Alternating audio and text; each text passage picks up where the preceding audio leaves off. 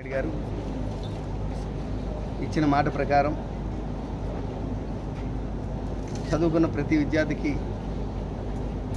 లేదా చదువు ఆపేసిన స్టూడెంట్కి కూడా స్కిల్ డెవలప్మెంట్ చేసి ప్రతి వ్యక్తికి కూడా ఉపాధి అవకాశాలు కల్పించాలన్నది ఆయన మొదటి ప్రాధాన్యత.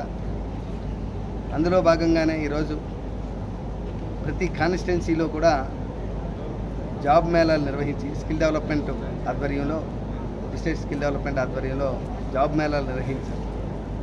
జాబ్ మేళాకి వచ్చిన నిరుద్యోగులందరికీ కూడా ఉద్యోగాలు కల్పించాలన్నది ఆయన ఆశయం.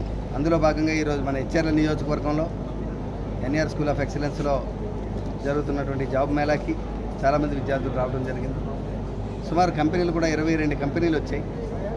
వాళ్ళు కూడా మ్యాక్సిమం అందరినీ కూడా ఉద్యోగ అవకాశాలు కల్పించే దిశగా ఉన్నారు. మేము గత సంవత్సరంగా మన హెచ్ఆర్ఎల్ కాన్స్టిట్యున్సీలో ఉన్న కంపెనీల్లో సుమారు 1000 మంది వరకు కూడా ఎంప్లాయ్మెంట్ చేయించడం జరిగింది. ఈరోజు కూడా సుమారు 1000 మంది వరకు ఈ జాబ్ మేళా ద్వారా మళ్ళీ ఎంప్లాయ్మెంట్ ఇచ్చే అవకాశం కలుగుతుంది. ఇది మన గౌరవ ముఖ్యమంత్రి గారి ఆలోచన, ఆయన ఆశయం. ప్రతి ఇంటికి ఒక ఉద్యోగం కంపల్సరీ ఉండాలి.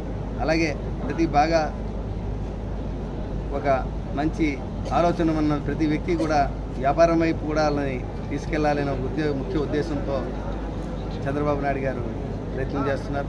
అందులో భాగంగా ఈరోజు జరుగుతున్నటువంటి జాబ్ మేళా తప్పనిసరిగా సూపర్ సక్సెస్ అవుతుంది. ఇక్కడ విచ్చేసినటువంటి అందరి స్టూడెంట్స్ అందరికీ కూడా ఉద్యోగ అవకాశాలు కలుగుతాయని చెప్పి ఈ సందర్భంగా తెలియజేస్తున్నాను.